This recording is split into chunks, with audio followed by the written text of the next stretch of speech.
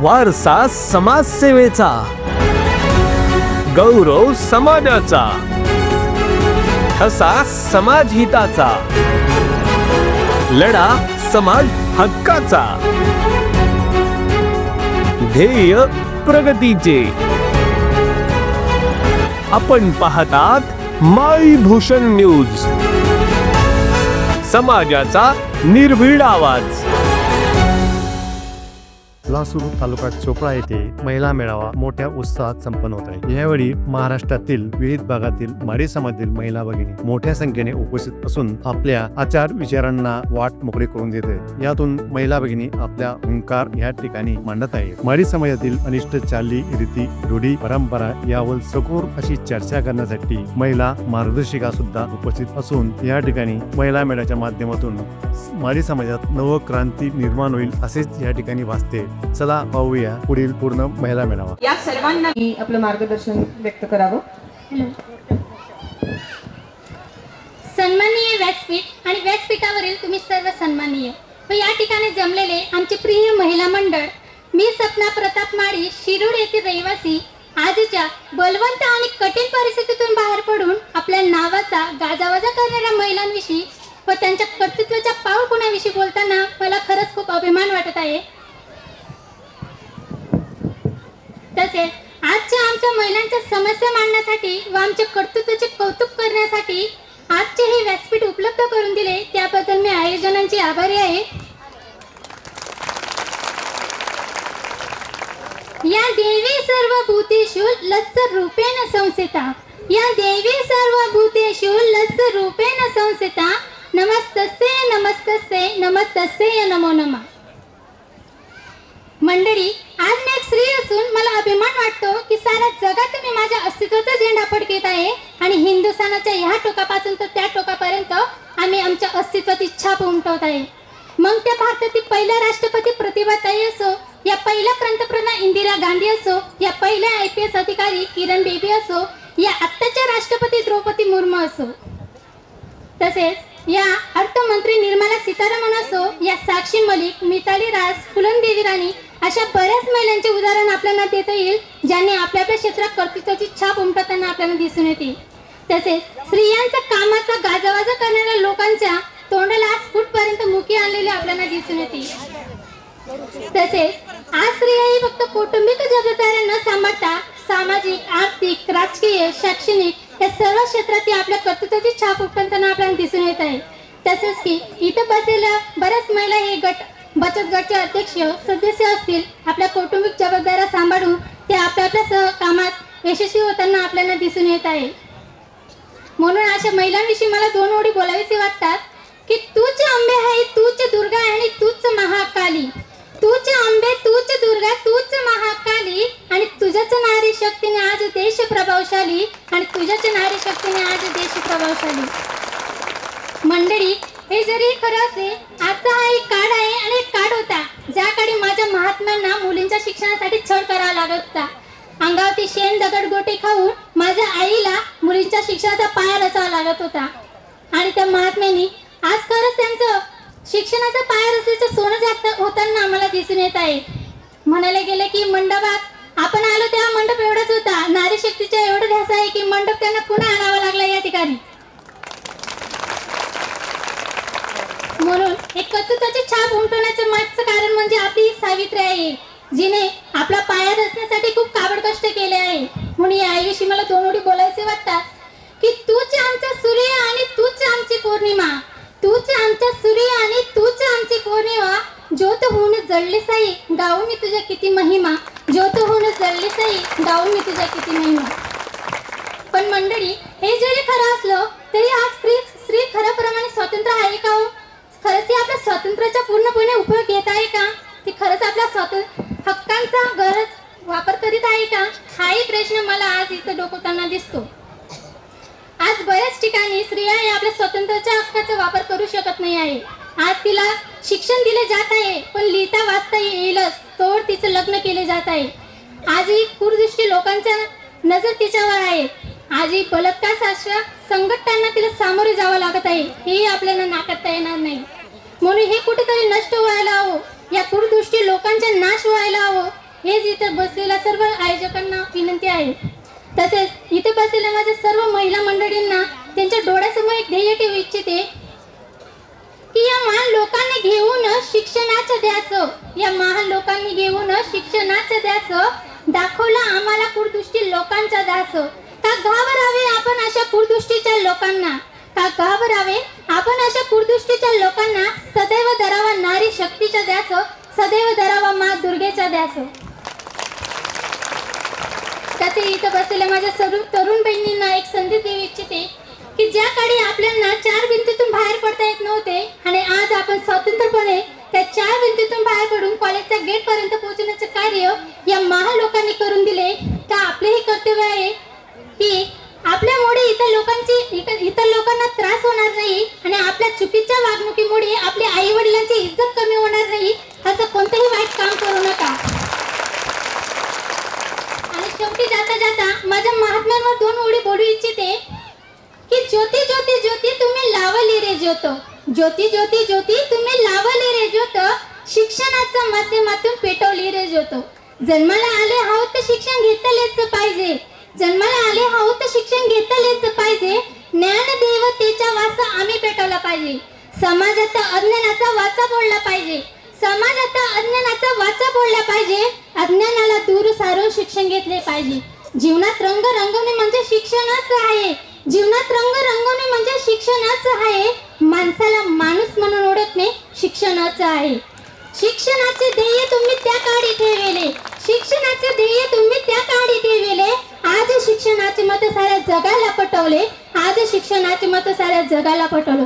जय हिंद, जय महाराष्ट्र.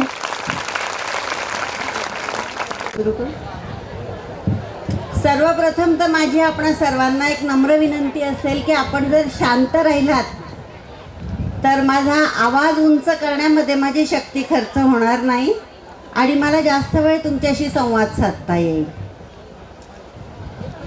श्री क्षत्रिय माळी समाज सुधारणा मंडळ आयोजित महिला जागृती मेळाव्यामध्ये उपस्थित महाराष्ट्र, गुजरात आणि मध्य प्रदेशातून आलेल्या सर्व बंधू भगिनींना मी मनापासून अभिनंदन करते. मागच्या एका कार्यक्रमात जळगावला जो कार्यक्रम झाला माळी समाजाचा, त्यावेळेला प्रिन्सिपल महाजन सरांनी मला तिथे आमंत्रित केलेलं होतं आणि नंतर ते म्हटले की तुम्ही या कार्यक्रमाला याल का? तर मी म्हटलं की हो येईन. आणि आज तुम्हाला सगळ्यांना इतक्या मोठ्या संख्येने इथे बघून मला मनापासून खूप आनंद होतोय. त्याच्यामुळे स्वतः करता एकदा जोरात टाळ्या वाजवा. कारण की बऱ्याच वेळेला आपण असं करतो की काय करायचं तिथे जाऊन. मी 1985 साली MA झाल्यावरती पहिल्यांदा असा विचार केला की आपल्या समाजाचा महिलांचा गट आपण उभारूयात. आणि ज्या वेळेला मी संपर्क साधला तर मला बऱ्याच महिलांकडून उत्तर आलं तर ही काय करा ना. तर मी त्यांना एक्सप्लेन करू शकत नव्हती त्यावेळेला, कारण त्या माझ्यापेक्षा वयाने मोठ्या पण होत्या. पण आता मी थोडे मोठ्या वयाची झाल्यामुळे मी तो अधिकार घेते बोलण्याचा की तठेही सण काय करा ना. आठेही सण आपल्याला आपला दबाव ग्रुप तयार करा नशे, हाही करा नशे आपल्याला. समजा लोके त्यासनं पावरली राहणार, खुर्चीली राहणार, त्यासनी आपण कुठे शेतस तठे ना तठे शेतस. काय नाही शे आपला पा पैसा शे, आपला पा बुद्धी शे, आपला पा लोके शेतस, पण तरी बी आपण पोटे नाही देत. असं कसं जाय? तर ते कसं जाय की आपण समजा जण हेच बोलतो तटेही सण काय करा ना. आता आपल्याला उत्तर मिळ आहे ना की आठही सण काय करा ना. इकडे येऊन काय करायचंय आपल्याला. इथे स्टेजवर बसलेल्या माझ्या मैत्रिणींशी मी ओळख केली त्यावेळेला मला कळलं की खूप उच्च विद्याविभूषित, खूप शिकलेल्या, नोकरी करणाऱ्या, करिअर करणाऱ्या महिला इथे आहेत. आणि फक्त उच्च विद्याविभूषित आणि खूप करिअर करणाऱ्या महिलाच नाही तर आपलं घर एखाद्या अर्थमंत्र्याप्रमाणे, एखाद्या पालकमंत्र्याप्रमाणे, एखाद्या गृहमंत्र्याप्रमाणे सांभाळणाऱ्या गृहिणी सुद्धा इथे मोठ्या प्रमाणावरती आहेत. तुमचं काम पण तेवढंच मोलाचं आहे. तुम्ही शेत सांभाळतात, तुम्ही घरामध्ये लेकरं सांभाळतात, त्या लेकरांच्या बापाला सांभाळणं आणखीन महाकठीण काम असतं, ते पण तुम्ही करतात. कधी रागवून, कधी गोड बोलून, कधी सामोपचाराने, कधी स्वतः उपाशी राहून, पण नवऱ्याला नाही उपाशी ठेवत, त्यांच्या जेवणाची काळजी घेतो.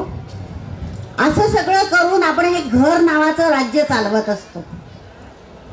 मग आपल्याला कुठे काय कमी पडतं आहे त्या गोष्टीचा जर आपण विचार केला आणि त्याच्यावर काम केलं आणि जर आपण आपला प्रभाव गट निर्माण करू शकलो तर आपण कुठल्या कुठे पोहोचणार आहोत.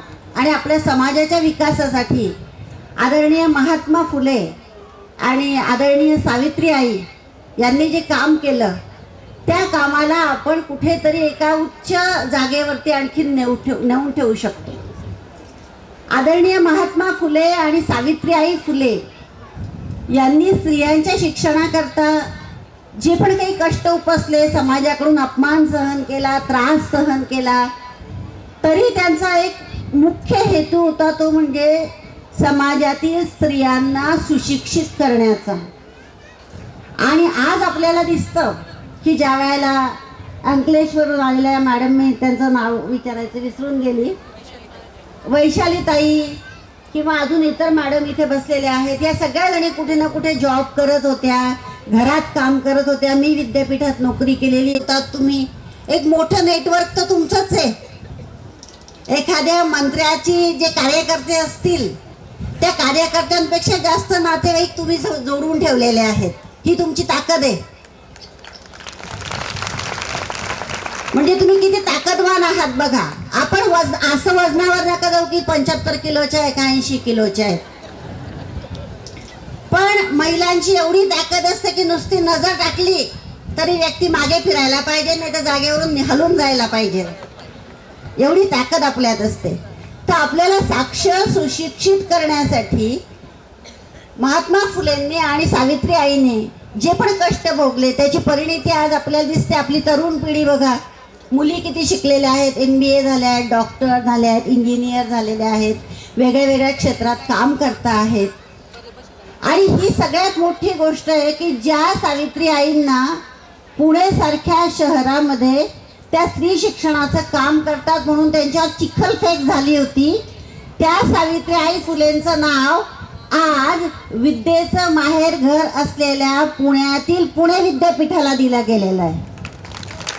ही आमची ताकद, ही महिलांची ताकद आहे की ज्या ठिकाणी त्यांचा अपमान झाला आज तिथे पुणे जे विद्येचं माहेरघर म्हटलं जातं आणि पुणे विद्यापीठ जिथे सगळे शिक्षणाचे प्रवाह एकत्र झालेले आहेत त्या विद्यापीठाला सावित्रीबाई फुलेंचं नाव दिलं गेलेलं आहे. हा जो त्यांचा प्रगतीचा प्रवास आहे हा आपल्याला पुढे कायम चालू ठेवायचा आहे. आणि मी आपल्या समाजाच्या महिला ज्या वेळेला भेटत असतात वेगळ्या वेगळ्या कार्यक्रमाच्या निमित्ताने, अगदी लग्नाच्या ठिकाणी सुद्धा, तर मी त्यांना सांगते की आपल्याला 2 कामं महत्त्वाची करायची आहेत. पहिली काम तर साक्षर व्हायचं आहे, सुशिक्षित व्हायचं आहे. त्याकरता आपण मुलगी बघतो त्यावेळेला ती शिकलेली मुलगी असायला पाहिजे असा आपला आग्रह असतो. पण ती नुसती शिकलेली आणि साक्षरच असायला पाहिजे का हो? तिने करिअर करायला नको का? असं ज्या वेळेला आपण एखादी सुशिक्षित मुलगी विवाह करून आपल्याकडे सून म्हणून आणतो त्यावेळेला एक नवा चित्रपट घरात सुरू होतो, सास भी कभी बहू थी नावाचा, होतो की नाही? कालपर्यंत तुम्ही सुना होत्यात तर सासूबाईंचं बद्दल केवढे कौतुक करायचे आजूबाजूला नातेवाईकांकडे, कशी शे म्हातारी. आता तुम्ही सासू झाल्यात, आता तुमच्याकडे सून आली, आता तुम्ही कसं कौतुक करतात सुनेचं. एक जोक सांगितला जातो की एका बाईंच्या मुलाचं लग्न झालं आणि त्या बाईंना विचारलं, काय ताई कशी आहे तुमची सून? काय सांगू बहीण म्हणे, काही काम नाही शे म्हणे ती म्हणे. मना अंडोर उठस म्हणे सकाळी पहिला चहा तो तयार करस तिथे चहा देस आणि म्हणे महिन्यातनं एकदा फिरायला काय जातात, शॉपिंगला काय जातात, सिनेमाला काय जातात, पिकनिकला काय जातात, सगळ्या बायकोच्या तालावर नाचतो. गेला पोरगा हातात ना म्हणे आमचा. मग काही दिवसांनी त्यांच्या मुलीचं लग्न झालं. मग त्यांना विचारलं जावाई कसा? जावाई तर बोलता मस्त माणूस म्हणे, देव माणूस एकदम. मन पोरले सकाळ सकाळ आत्मा चहा देस म्हणे तो. हा असा माणूस म्हणे, कुठेच मिळाला नाही असा माणूस. तिले शॉपिंगले लिजास म्हणे, पिकनिकले लिजास, सिनेमाले लिजास, असा देव माणूस काय सांगू माय म्हणे. म्हणजे बघा रोल बदलला की आपले विचार कसे बदलतात. आपला रोल बदलला, आपण सुनेची सासू झालो, वहिनीची नणंद झालो की आपले विचार आणि आपला रोल कसा बदलतो. तर आपण ह्या सगळ्या रोलमध्ये असताना आपल्या एकमेकींबद्दल पहिल्यांदा स्त्री म्हणून विचार करायला हवा की या सुनेच्या जागी माझी मुलगी असती तर, आणि सुनेने सुद्धा तसाच विचार करायला हवा की या सासूच्या जागी माझी आई असती तर. असा ज्या वेळेला आपण एकमेकांबद्दल स्त्री म्हणून विचार करायला शिकू त्या वेळेला नात्यांमुळे निर्माण होणारे वाद निर्माण होणार नाहीत आणि मग खऱ्या अर्थाने आपण सुशिक्षित आहोत असं आपल्याला अभिमानाने सांगता येईल.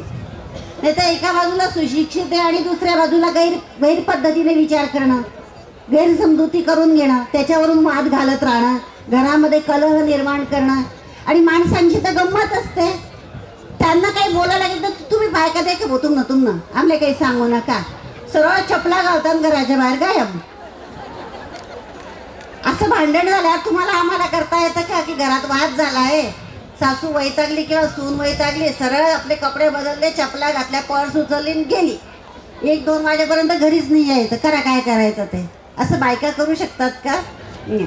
असं पुरुष करतात, ते हुशार असतात, ते फक्त भांडणं लावतात, पडत नाही त्याच्यामध्ये. तर आपणच जर तो विचार केला, तुम्ही लोक रागवू नका नाही तर घरी गेल्यावर संध्याकाळी याच्यावरून वाद घाला. नाही ते बिचारे शांत असतात, ते जास्त वाद घालायच्या भानगडीत पडत नाही. 2 तास तिची बड ऐकतात आणि वरतून ती बाई भांडण संपवताना शेवटचं वाक्य म्हणते, मला तोंड उघडायला लावू नका बरं तुम्ही, शेवटचं सांगते तुम्हाला. ते बिचारे ऐकतात, ते काहीच करत नाही. सो गमतीचा भाग वगळता आपण एकमेकांकडे स्त्री म्हणून जर बघितलं तर नात्यांमध्ये सुसंगती येते आणि ती खऱ्या अर्थाने सुशिक्षितता झाली. दुसरं महत्त्वाचं, आपण जर आपल्याला आपलं सबळीकरण करायचं असेल तर ते करायचं काम म्हणजे आर्थिकदृष्ट्या सक्षम होणं. आता आर्थिकदृष्ट्या सक्षम होणं म्हणजे असं नाही की आज यांच्याकडून 100 रुपये येत होतो, त्यांना म्हणायचं उद्या 1 शून्य आणखीन वाढवा म्हणजे मी आर्थिकदृष्ट्या सक्षम होईल. नाही, तुमच्या पायावर उभं राहायला तुम्हाला शिकायचं आहे. तुमच्याकरता खूप साऱ्या योजना आहेत. आता एक साधं उदाहरण देते, आपल्यामध्ये अनेक लाडक्या बहिणी असतील, हो की नाही? हा, या लाडक्या बहिणींना दिवाळीच्या वेळेलाही आत्ताही बऱ्यापैकी लाडक्या भावाने काहीतरी दिलेलं आहे. काय केलं त्या पैशांचं आपण? काय घेतलं? साड्या. ते झाल्यावरती काही लाडक्या बहिणी त्याच्यापेक्षा ज्या थोड्या हुशार होत्या त्यांनी काय सांगितलं, हे 3 ग्रॅमचे होते, हे 5 ग्रॅमचे केले. थोडं लाडक्या भावाकडून दिलेलं आणि थोडं लाडक्या यांच्याकडून आलेलं. असं साड्यांमध्ये आणि दागिन्यांमध्ये गुंतवणं, याच्यातनं उत्पन्न काय होतं, निर्माण काय होतं, आउटपुट काय आहे याचा. याशिवाय जर तुम्ही या अशा 15-20 लाडक्या बहिणी एकत्र आल्या असत्या आणि सगळ्यांनी पैसे गोळा करून आपला बचत गट निर्माण केला असता आणि एखादं स्टार्टअप शिकवणाऱ्या व्यक्तीकडून छोटासा स्टार्टअप सुरू केला असता तर तुमचे 2,000चे 20,000 झाले असते, 20,000चे 40,000 झाले असते. हे आहे तुमचं आर्थिक सक्षमीकरण.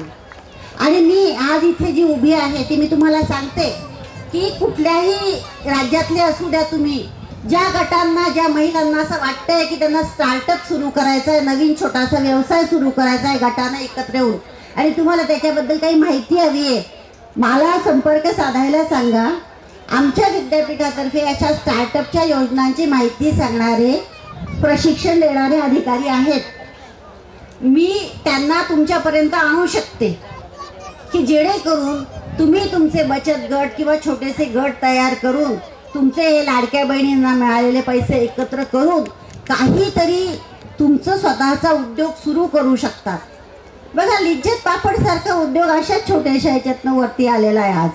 आणि जगभर लिज्जत पापड. इंदिरा नूई सारख्या महिला बघा, किंवा आता राष्ट्रपती पदाला गेलेल्या द्रौपदी मुर्मू सारख्या महिला बघा.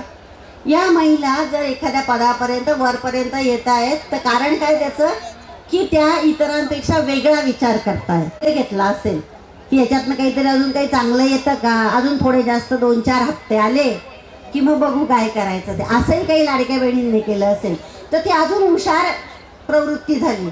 त्यांनी खरंच बुद्धीचा वापर केलेला आहे की आज आत्ता ताबडतोब 500-500च्या 3 साड्या घेऊन 1,000-1,500ची वाट लावण्यापेक्षा ते राखून ठेवले आहेत त्यांनी. आणि त्या वेळेची वाट बघतायत की या 1,000-1,500चा काही अजून सदुपयोग त्यांना करता येतो आहे का. असं जर आपण करू शकलात तर आम्ही तुम्हाला स्टार्टअपच्या कल्पना तुमच्यापर्यंत पोचत्या करू शकतो. आणि असे जर आपले बचत गट तयार झाले आपल्या समाजाच्या महिलांचे, तर मला वाटतं की आपला आर्थिक प्राबल्य, आपला दबाव गट तयार करण्यामध्ये खूप प्रभावी ठरत असतं. तुमच्यातलीच कोणीतरी एक महिला एक 5-10 वर्षाच्या कालखंडाने उद्योजिका म्हणून पुढे येऊ शकते. ती उद्योजिका म्हणून, उद्योग करणारी महिला म्हणून पुढे आली की तिला आपोआपच पुढचे जे सत्तेच्या पायऱ्या असतात किंवा सत्तेची वाट असते तिथपर्यंत तिचं आर्थिक सबळीकरण जायला तिला मदत करत असतं. आणि म्हणून मूलतः सुशिक्षित होणं, शिकणं, साक्षर होणं आणि आर्थिकदृष्ट्या ताकदवान होणं, या 2 मूलभूत गोष्टी जर आपण केल्या तरच आपला प्रभाव गट निर्माण होऊ शकतो. आणि आपले पुरुष बंधू, आपले घरातले पुरुष वर्ग जे आहेत ते पण आपल्याला त्यासाठी मदत करतील अशी मला नक्की खात्री आहे. त्यांना सुद्धा अभिमानाने सांगायला आवडेल समाजामध्ये की हो, माझ्या कुठेतरी पुढाकार घ्यायला पाहिजे, पुढे यायला पाहिजे. आणि म्हणून स्वतः शिक्षित व्हा, इतर महिलांना शिक्षित होण्यासाठी मदत करा. ज्या शिक्षित झालेल्या मुली आहेत त्यांना करिअर करण्याची परवानगी द्या. ही माझी वडील इथे उपस्थित असलेल्या सगळ्या वडिलांना पण विनंती आहे आणि सगळ्या आयांना पण विनंती आहे की तुमच्या सुशिक्षित मुलींना करिअर करण्याची संधी द्या. पुढे येऊ शकेल, शिकू शकेल, एखाद्या उच्च पदावरती जाऊ शकेल. आणि ती उच्च पदावरती गेली की आपोआप तिच्याबरोबर तिचा समाज सुद्धा कुठेतरी उच्च पदावर जाऊ शकत असतो. केवळ या साक्षर मुलीचं लग्न करून टाकणं आणि आपली जबाबदारी पार पाडणं एवढंच उद्दिष्ट ठेवायचं नाही. आपल्याला जर वर जायचं असेल, पुढे जायचं असेल, टाकीचा जो मैत्रिणींचा ग्रुप आहे आपला, त्याची तटबंदी भक्कम झाली तर तुमचा किल्ला व्हायला वेळ लागत नाही. आणि म्हणून आपण स्वतःला मजबूत बनवायचं, आपल्या कुटुंबातील इतर स्त्रियांना मजबूत बनवायचं आणि होईल. आणि तरच आपण पुढे जाऊन परत एक सावित्री आई होऊन गेली म्हणून थांबून जायचं आहे का समाजाने, की नाही बाबा एक सांगण्यापुरतं सावित्री आई झालेली भरपूर आहे आम्हाला. ते सावित्री आई कशा निर्माण झाल्या? तुम्ही सावित्री आईंची गोष्ट ऐकली असेल, वाचली असेल. सावित्री आहात कारण तुम्ही जननी आहात. परमेश्वराकडे जी निर्मितीची क्षमता आहे ना ती तुमच्याकडे आहे. तुम्ही एक जीव जन्माला घालतात स्वतःचा जीव धोक्यात घालून. म्हणजे आईला जी परमेश्वराची उपमा दिली जाते ती खोटी नाही आहे. तर मूलतः ताकद तुमच्या ते स्वतःला अबला वगैरे समजू नका. काही स्त्रीवादी महिला पण असतात, त्या म्हणतात आम्ही पुरुषांच्या बरोबरीने येण्याचा प्रयत्न करू. असं नाही. अरे आपण त्यांच्या खूप वर आहोत. ते निर्माण नाही करू शकत, आपण निर्माण करू शकतो. आपण कशाला खाली यायचं ना वरची जागा सोडून. आता मगाशी ज्यावेळेला ते दादा म्हणत होते की खाली या सगळ्याजणी सत्कारासाठी, तुम्ही खाली कशाला आणताय आम्हाला? तुम्ही वर या ना. आपण वहिनींनी त्यांना वर आणलं. महिला हे करतात, आम्ही वर आणतो तुम्हाला. ही महिलांची ताकद आहे, ही समजून घेण्याचा प्रयत्न करा आणि ही ताकद अजून बळकट करण्यासाठी तिला ज्या पूरक गोष्टी, शिक्षण आणि आर्थिक स्वातंत्र्य ते पण मिळवण्याचा जर आपण प्रयत्न केला तर आपल्याला मोठं होण्यापासून, आपले अधिकार मिळवण्यापासून कोणीही रोखू शकत नाही. यासाठी भांडायची गरज नाही आहे, संघर्ष करायची गरज नाही, आपल्या कुटुंबामध्ये यात्री युद्ध करायची नाही. समजावून सांगायचं ठामपणे, 30 गोष्ट तुम्ही समजावून सांगत राहिलात तर समोरच्याला ती पटते. भांडण करून सांगितली तर समोरच्याने एकदा त्याच्यावरती फुले मारली की संपलं काम. तर तसं नाही करायचं. आमच्या सुदैवाने माझा जन्म, मी बेबी बूम जनरेशनची, 64चा जन्म आहे माझा. त्यावेळेला तर मुलींना शिकू दिलं जात नव्हतं. 6वी 7वी झाली का तिचं कुठेतरी लग्न करून टाकायचं आणि मोकळं होऊन जायचं. पण आमच्या आईवडिलांनी आमच्या शिक्षणासाठी सगळ्या नातेवाईकांशी, सगळ्यांशी वाद घातला, डोकं लावलं की नाही आमच्या मुली शिकतील. ते म्हटले मग मुली शिकल्या तर त्यांना नवरा मिळणं दुराप असतंय, त्यामुळे हरकत नाही, बघून घेऊ पुढचं पुढे, पण सध्या तर आम्ही मुलींना शिकवू. आणि आज त्यांनी शिकवलं आम्हाला, करिअर करू दिलं, म्हणून मी तुमच्या बाजूला इकडच्या बाजूला येऊन बोलते, नाही तर मी तिकडच्या बाजूला असते कुठेतरी, तिथे कुठेतरी मागे बसली असती आणि या वाक्यावरती टाळ्या वाजवल्या असत्या आणि मनातल्या मनात अरे रे रे मी पण शिकली असती तर किती बरं झालं असतं. काही हरकत नाही, आता शिकायला वेळ नाही. तुम्ही आता काही जणी म्हणाल की आता तर आमचं वय निघून, काही हरकत नाही. पण जे शिकतायत त्यांना मदत करा, त्यांना करिअर करायला मदत करा. कारण राजा उगीच बनत नसतो, राजा बनतो तो सैन्याच्या बळावर. तुम्ही सैन्य व्हा, तुमच्यात सैनिकाची लढण्याची ताकद असते. राजा प्रत्यक्ष लढायला उतरत नाही कधी. युद्ध कोण जिंकतं? सेना जिंकते. तुम्ही ती जिंकणारी सेना आहात. त्याच्यामुळे स्वतःला कमी लेखू नका. असं नका समजू की आता मी काय शिकणार आहे आणि आता मी काय करणार आहे. नाही, कोणत्याही वयात आपल्याला आपलं ध्येय प्राप्त करता येतं. वय अडचण नसते. मी आता ऑगस्ट महिन्यात रिटायर झाली, 60 वर्षाची होऊन विद्यापीठातून. 61व्या वर्षी मला रिलायन्स निपॉन इन्शुरन्स कंपनीकडून ऑफर आली माझं एकूण नेटवर्क बघता, आणि त्यांनी माझी एक्झिक्युटिव्ह इन्शुरन्स मॅनेजर म्हणून नेमणूक केलेली. आता बरेच लोक मला असं बोलतात, बस ना मॅडम, एवढा पगार घेऊन, एवढं पेन्शन घेऊन तुमचं मन भरत नाही का? ॲक्च्युअली मी पेन्शन करता किंवा पैशांकरता उन्हातानाची फिरत नाही. माझ्याबरोबर एक टीम दिलेली आहे, मला 4 व्हीलर दिलेली, एक असिस्टंट दिलेला आहे. मी जिथे सांगते तिथे ते माझ्यासोबत येतात. मी त्यांची ओळख करून देते आणि बाकीचं काय काम करायचं ते करतात. पण त्या निमित्ताने माझं फिरणं होतं, लोकांशी संपर्क होतो, मला लोक कळायला मदत होते. आणि पुन्हा माझी शक्ती मला तपासून बघायची आहे की मी काय करू शकते अजून. तर स्वतःमधली शक्ती तपासून बघा, स्वतःमधली ताकद तपासून बघा, आणि मग तुम्हाला लक्षात येईल की अरे आपण अबला वगैरे काही नाही आहे. हिंदीतली बला तर बिलकुलच नाही आहे, नुसती ला तर बिलकुलच नाही आहे. आपण खूप ताकदवान आहे. मला वाटलं होतं की अरे मला पण ज्यावेळेला रिटायर झाल्यानंतर विचारायचे लोक, आता काय करणार मॅडम तुम्ही, लोकांचा आवडता छंद असतो तो, आता काय कराल तुम्ही? मग मी म्हणायची नको बस, आता 39 वर्ष नोकरी केली, आता काय करावतात आणखीन माझ्याकडून, बस झाला, आता आराम करेन मी घरी. या बायका कशा दुपारी मस्त AC लावून देतात आणि TV पाहत राहतात, सगळ्या डेली सोप 2-2, 3-3 वेळाला पाहतात. मी पण करेन तसं. पण काय नाही, 1 महिना झाला आणि मला कंटाळा यायला लागला की अरे टेलिव्हिजनच्या सोपचं आपलं काही जमत नाही आहे कार्यक्रम. आणि मग मी माझा एक रिलायन्सचा हप्ता भरायला गेली. त्यावेळेला त्या लोकांनी सहज विचारलं काय करतात कसं वगैरे, आणि ज्यावेळेला त्यांना कळलं की बाईला बडबड करायची 8 तास सवय आहे, 8 तास शिकवायची ना मी वर्गामध्ये प्राध्यापक म्हणून, 8 तास बडबड करायची बाईला सवय आहे. मग त्यांनी ऑफर दिली आणि मी ती स्वीकारली. मी माझ्यातली ताकद तपासून पाहिली आणि मला कळलं की yes I can do it, मी करू शकते. आणि जोपर्यंत माझ्यात ताकद आहे तोपर्यंत मी करेन. या पद्धतीने मला असं वाटतं की माझ्या बहिणी म्हणून, माझी आई, माझी आजी, माझी बहीण तुमच्यात आहे, धाकटी बहीण, मोठी बहीण, तुम्ही सगळ्यांनी सुद्धा स्वतःला सबल बनवा.